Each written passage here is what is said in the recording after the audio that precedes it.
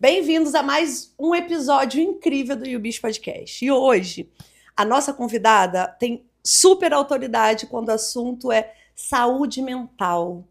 Tem noção do que a gente tem hoje uma psicóloga maravilhosa, como a Heloísa Raquel Medeiros. Olá. Olha, essa profissional incrível, uma amiga querida, e que hoje, como especialista de psicologia forense, e tendo tantas oportunidades de trazer com mais clareza as necessidades desse mundo, para a gente foi incrível poder tê-la aqui. Obrigada por isso, viu? Obrigada.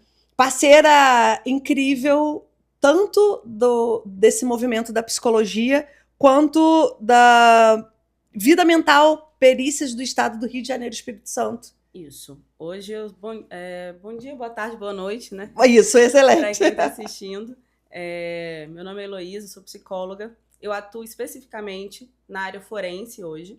Eu sou representante da Vida Mental Perícias, que é uma empresa de psicologia jurídica e psiquiatria forense, né, que a gente atua no Brasil todo. E eu sou o braço, vamos dizer assim, eu sou representante da empresa aqui no estado do Rio e no Espírito Santo.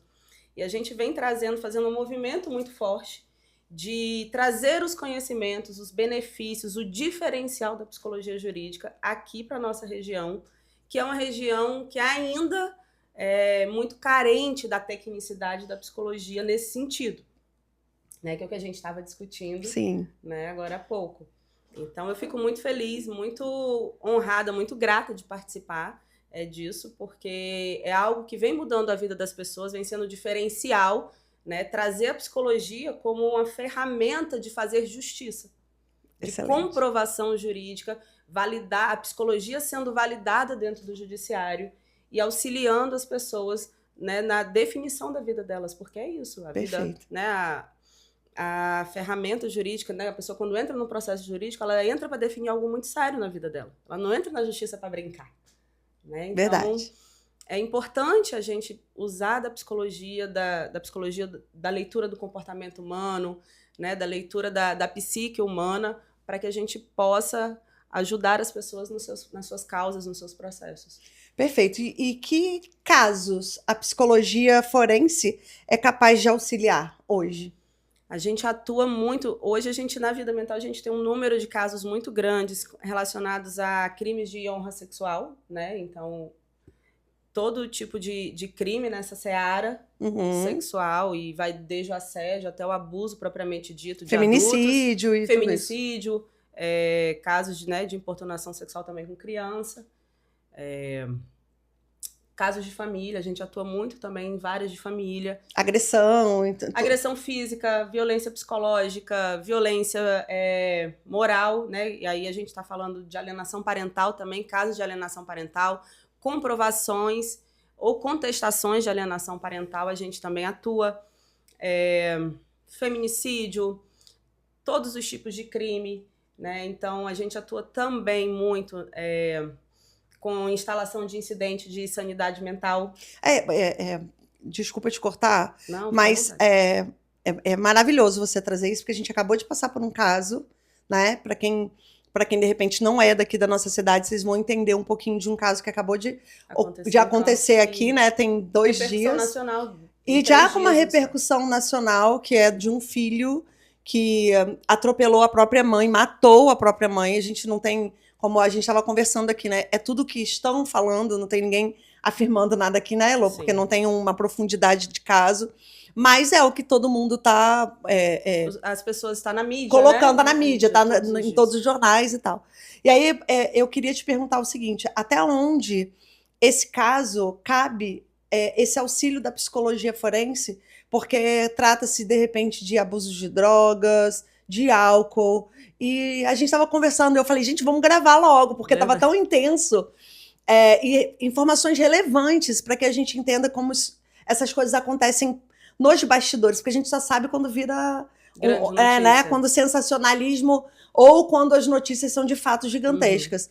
Mas até onde isso, quanto a esse caso específico, cabe esse seu movimento, a intervenção da psicologia? Então, a gente tem que entender, primeiro de tudo, assim, acho que o primeiro ponto é a gente falar que a gente está aqui comentando através das informações que a mídia soltou. Isso, exato. Então, eu não tive nenhum tipo de leitura, nenhum tipo de acesso aos autos do processo, ao inquérito policial, então não tenho como, né, fazer nenhuma leitura específica dessa situação. Mas com base no que a mídia divulgou, e até o próprio delegado deu depoimento, quer dizer, deu uma entrevista, a gente tem informações de que o rapaz tem histórico de drogas, de uso abusivo de drogas, tem histórico também, segundo as informações que estão sendo divulgadas pela mídia, de histórico de agressão, violência contra essa mãe, né?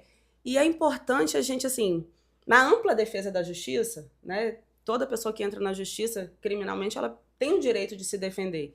E nos casos de dependência química, assim como de dependência alcoólica, é importante a gente ter em mente que essa pessoa, se for o caso, ela está adoecida. Dependência química é doença, né? Então, assim, é importante ter essa leitura, porque até que ponto essa pessoa, isso é uma pergunta que a psicologia faz e vai caminhar no sentido da comprovação ou não, sim, né, dessa pessoa, até que ponto ela estava em plenas faculdades mentais, ele estava em poder do controle mental dele para que ele chegasse a cometer esse ato. Então, a culpa, ela está muito relacionada a isso. É diferente de eu ver, vou dar o contraponto, eu vejo uma pessoa que eu não gosto, eu pego o meu carro e eu jogo em cima dessa pessoa. Eu faço aquilo porque eu quero. Eu estou dona da minha faculdade mental, eu estou plena das minhas capacidades. Eu vou lá e eu cometo um ato intencional.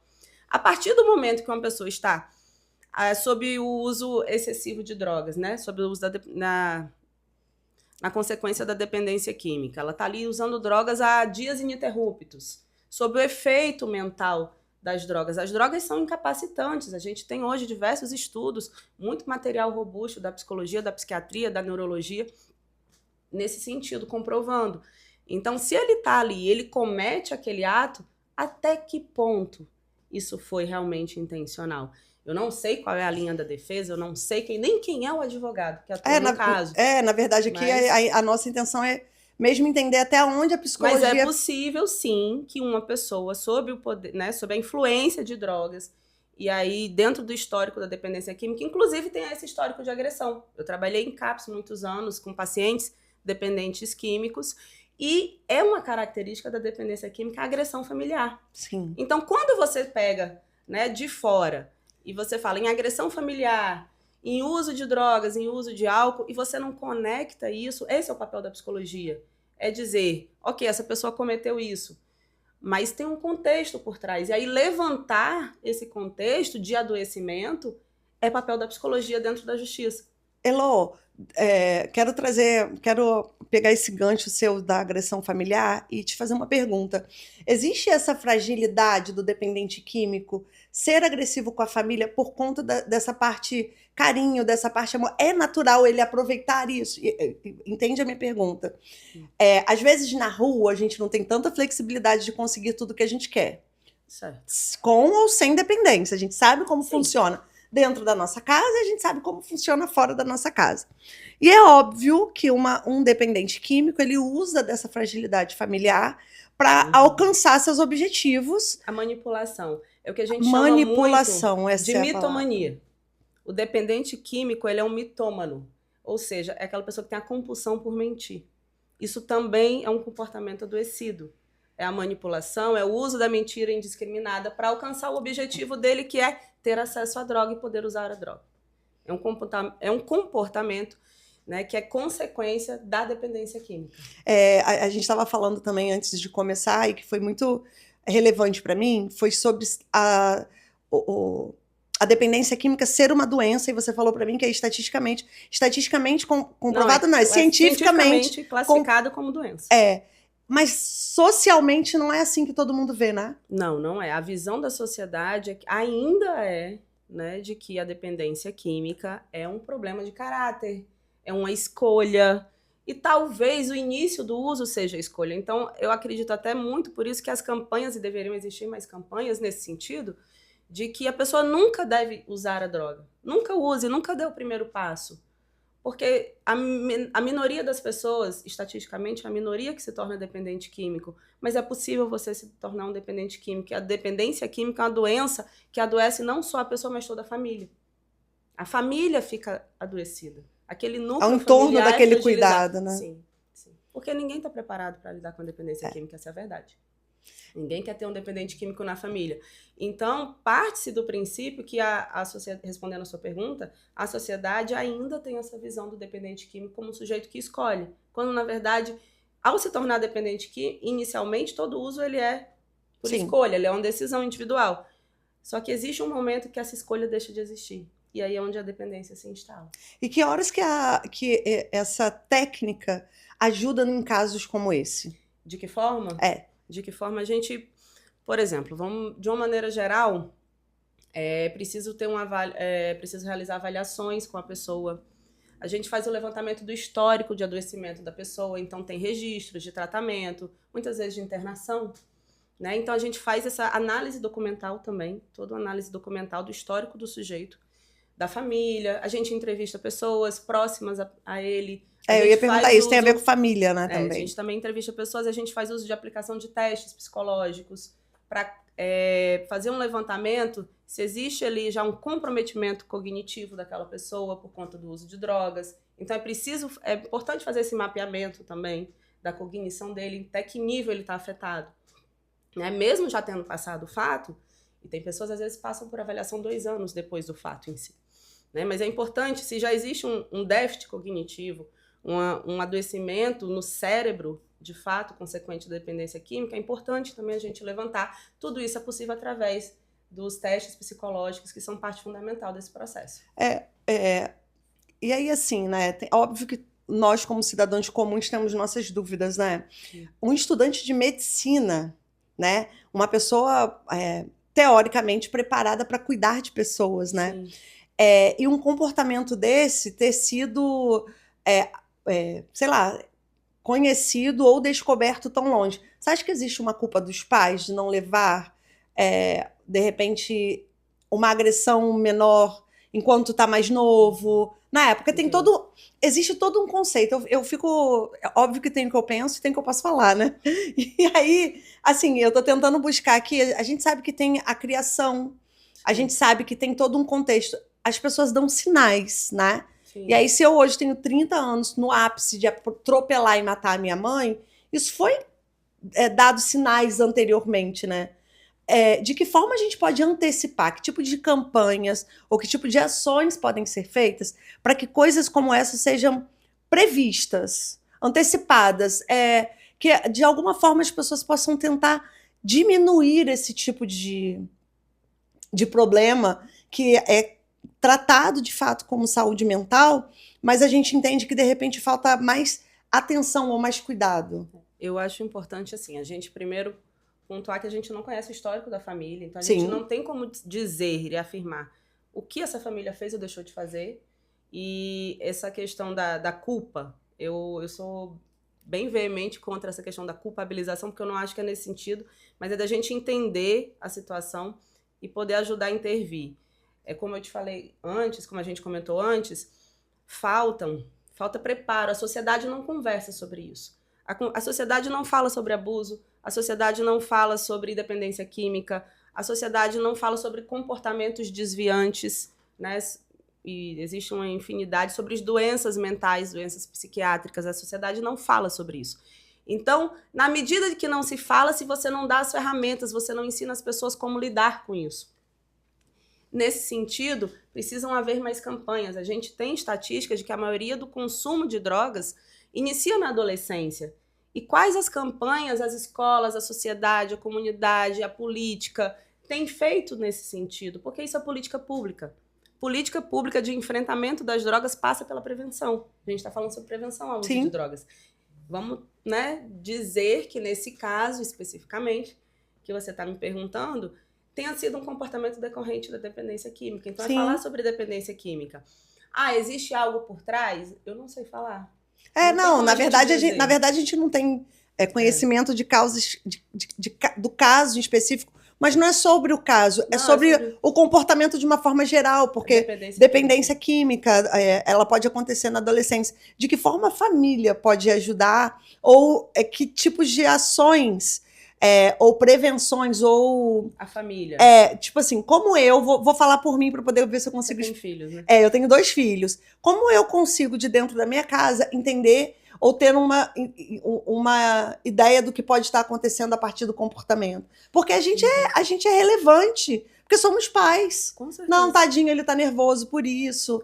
Tadinho, tal coisa. Eu tô falando de mim, né? Química. Deixa ele tá triste hoje. E as coisas estão ali acontecendo. Chega uma hora que isso acumula, né? E a gente acaba perdendo a mão.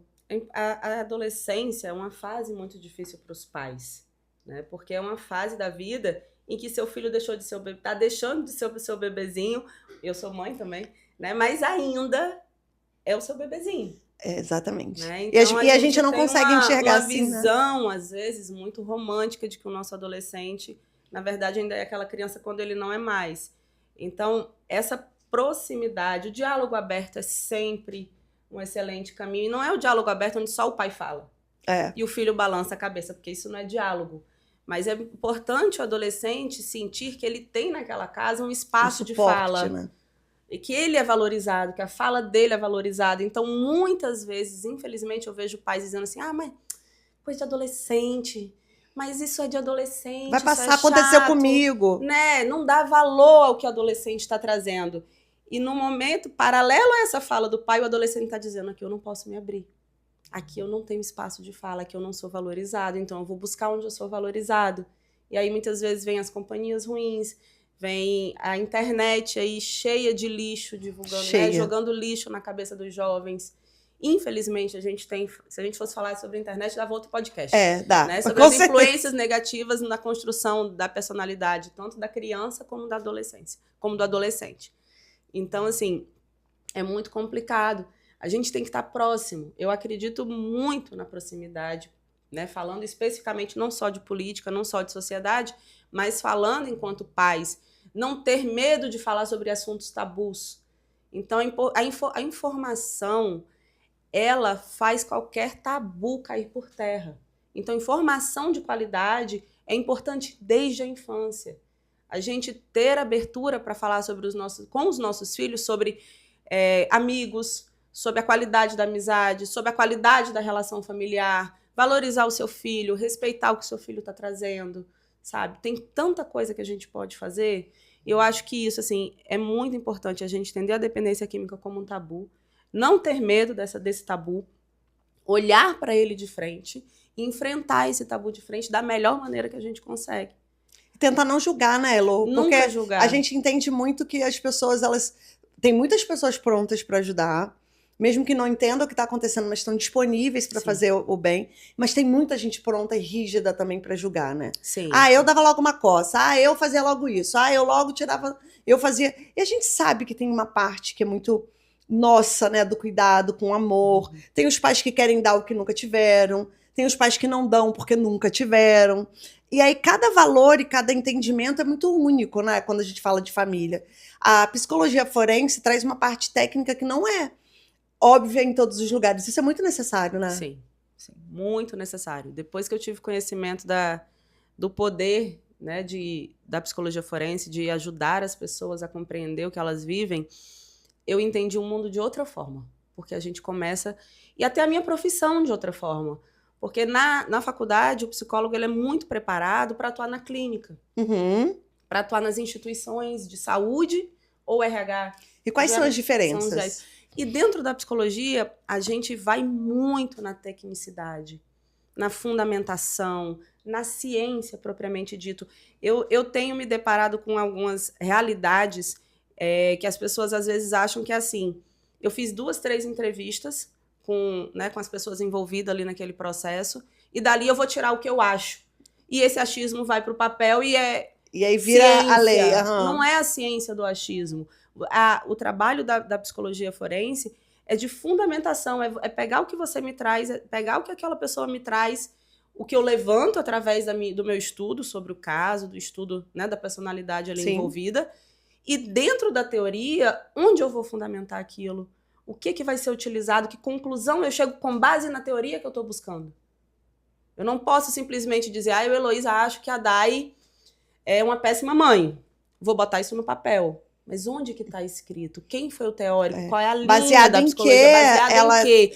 Com o quê? Quais os comportamentos dessa pessoa que me fazem chegar a essa conclusão? Existem as bases, né, para você fundamentar. Eu preciso disso porque senão eu posso incorrer em erro ético, em falta ética. E não é à toa que os conselhos de psicologia ao Brasil afora estão abarrotados de processos contra psicólogos nesse sentido. E outra coisa, existe uma parte clínica, como você disse, para as pessoas entenderem a diferença, né? Existe uma parte clínica que ela cuida dos traumas, dos transtornos, do dia a dia. Qual a diferença da psicologia clínica para a psicologia forense? A psicologia forense atua na interface com o judiciário, a gente não faz clínica. Tá. Não é permitido ao psicólogo clínico atuar de forma forense. E vice-versa. E você também é perita. Sim, dentro, sou perita você do é perita técnica do judiciário. Sim. Que tipos de ações um perito técnico judiciário pode tomar dentro de um processo judicial? Dentro de um processo judicial, o perito ele vem para responder a demanda que o juiz traz. Então, se o juiz deseja saber se algum dos pais comete ato de alienação parental, o perito ele está ali, é uma parte neutra, assim como o juiz, ele tem que ser neutro. E dentro da ciência da psicologia, ele tem que atuar de modo a levantar se existe comportamento de alienação parental e dentro disso ele vai responder se existe, onde existe, quem pratica. Então, esse é um dos exemplos, né, que o perito atua. E eu acho que respondi direitinho. Não, maravilhosamente bem. É tão intenso, é tão profundo, né? Que a gente ficaria aqui... E é novo. Trazendo várias questões, né? A psicologia forense no Brasil, eu vou te falar que ela começou a caminhar e a ser divulgada, ser mais requisitada a partir dos anos 2000. A gente e eu vou te dizer 24 anos. E eu vou te dizer que eu conheci com você. Você conheceu comigo. Sim. Então, assim, existem Muitas pessoas não conhecem. Existem algumas camadas da resposta do que a gente precisa judicialmente, desses casos gigantes, que estão nas suas mãos e nas mãos dos profissionais dessa área, e as pessoas não entendem a importância dessa atuação, né? É muito importante. Muito, muito, muito importante.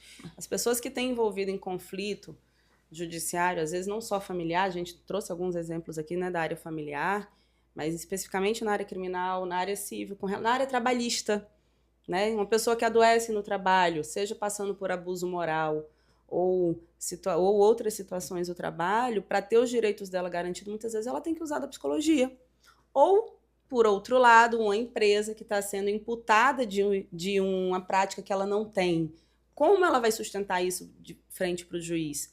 Quando ela traz o peso de um profissional psicólogo, dizendo, olha, as práticas dessa empresa estão de acordo com boas práticas, né, com práticas saudáveis, que investem no funcionário, enfim, que tem um ambiente saudável, é outro peso. Sim. Porque quando a gente não tem um psicólogo para atuar nas causas, você sabe o que acontece? Uma parte diz uma coisa, outra parte diz outra coisa, elas vão brigar para quem que tem mais poder de convencimento com o juiz. E não para quem tem razão, de fato. E de fato, tira-se a leitura dos fatos e cada um interpreta a seu modo. Sim. Então, o psicólogo ele vem para acabar com esse embate de alegações. Para gerar um entendimento único, né? Para trazer um entendimento técnico do que de fato aconteceu. Essa é a visão do psicólogo. Ler os conflitos e trazer a ciência da psicologia para clarificar, para trazer à luz esses conflitos, para trazer à luz o que está por trás, se o conflito, né, digamos assim, quem tem razão, quando é possível dizer isso, porque algumas vezes acontece de não ser, é um conflito nebuloso. Sim. Por exemplo, pode acontecer, mas a gente vê de tudo nessa seara. E Elô, como é que faz para ter um profissional como você dentro da empresa? A pessoa contrata você para um caso específico? Eu tenho um problema, tenho uma causa na justiça e preciso de um psicólogo forense para me ajudar nesse... A minha empresa, por exemplo, como é que contrata? Como é que funciona isso? Como é que funciona, certo? Hoje eu sou representante da Vida Mental, então todos os meus casos, tanto aqui na região como fora, são todos em parceria com a empresa. que é de um alto nível, e assim, eu faço questão, eu sempre digo para os meus clientes, eu faço questão de estar junto à Vida Mental, porque o nível do trabalho é de excelência, assim, então é um trabalho que a gente faz com muito amor, com muito carinho. Somos uma equipe de 6 psicólogas atuando no Brasil inteiro e o nosso trabalho é muito gratificante. Mas, voltando ao que você me perguntou, a gente agenda uma reunião, geralmente com um advogado, né? O advogado faz contato comigo ou com a Vida Mental. E comigo tem o meu canal do Instagram, tem o meu WhatsApp, né? Enfim. Que a gente vai deixar tudo aqui. Que a gente vai deixar tudo, sim. E a partir daí, a gente troca uma ideia sobre o caso, marca uma reunião, o advogado apresenta o caso, ou até o próprio cliente. A gente tem situações de que o cliente vem até a gente, o cliente descobre a gente no YouTube, descobre a gente no Instagram, ou através, né, de contatos do nosso networking, e traz o caso. A gente faz um estudo do caso, do que é possível fazer, porque às vezes não é possível fazer o que o cliente quer, o que o advogado quer. Tem casos que a gente rejeita? Tem casos que a gente rejeita. Porque a gente não inventa história. E aí, às vezes, a pessoa quer uma defesa ou quer uma acusação que não existe. Acha que vai contratar. Não, sou eu que estou contratando, então ele vai dizer o que eu quero, Eu tô pagando, né? Ela vai me dar o que eu quero. Não tem casos que isso não é possível. Né? Realmente, tem casos que isso não acontece. E aí a gente explica para o advogado ou para o cliente, olha, não é possível por esse motivo. Isso também acontece. Mas, em via de regras, essa. A gente marca uma reunião, é dessa forma, a gente marca uma reunião, discute o caso, analisa, estuda, e aí fecha o contrato e começa a atuar no caso, e essa pessoa vai ter a melhor defesa que ela puder. Deixa eu falar para vocês, vocês têm noção da quantidade de orgulho que eu tenho dessa profissional incrível, ser colunista da nossa UBIS, trouxe na nossa primeira edição um artigo incrível, super relevante. Se você ainda não viu ou passou a página e falou, não quero ler, agora volta e lê, porque a Elo, ela é mega comprometida com os resultados que ela vem trazendo o tempo inteiro para dentro dos casos dela.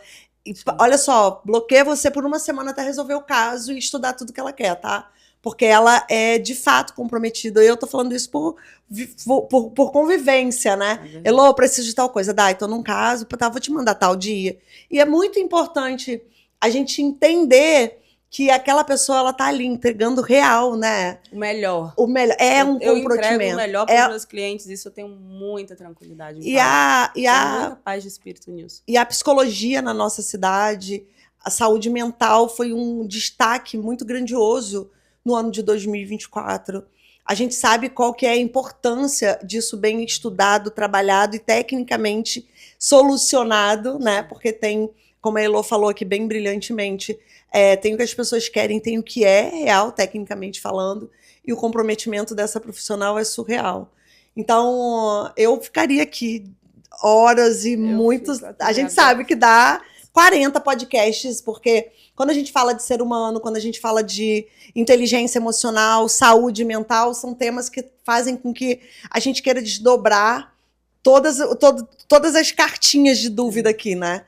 Mas... É uma coisa que me move muito, essa curiosidade sobre o comportamento humano. Por que as pessoas fazem o que elas fazem? É muito incrível. Poder estudar sobre isso, entender esses comportamentos e trazer isso, esse entendimento, essa informação de qualidade para as outras pessoas também é algo que me move muito. Porque não adianta ter o conhecimento só para mim. Né? Sim, esse compartilhamento é super necessário. Enquanto profissional, tem uma função social, a gente tem um compromisso, né, com a sociedade de entregar algo melhor, uma mudança. Total. Eu acredito muito nisso, para a sociedade que a gente está. Então, esse também é o meu comprometimento, né, dentro da psicologia forense, porque hoje eu vejo o quanto as pessoas precisam e o quanto elas não fazem ideia de que existe algo ali que pode ajudar a mudar a vida delas. Sim, total. E o mais incrível disso é que as pessoas precisam entender a necessidade, né? Porque saber que existe é uma coisa, saber que é necessário para a solução com mais integridade e com mais técnica é uma outra parte. Com técnica, né? Ponto. Exato. Elo, eu mais uma vez, muito obrigada. Muito obrigado pela sua presença, pelo seu esclarecimento. A gente tem passado por turbulências tremendas, que tudo isso que você entrega como técnica, como conhecimento, como destreza da sua profissão é fantástica, porque traz pra gente clareza de muitas coisas que às vezes a gente, e no mundo comum, né, em outras áreas, a gente acaba não vendo com tanta profundidade. Você fala isso de se questiona, e eu escuto muitas pessoas assim, meu Deus, esse mundo tá perdido. né? Por que as pessoas estão fazendo isso? E é importante a gente saber, né? Por quê? O que está acontecendo que o nosso mundo está adoecido? Você traz isso de uma forma muito clara.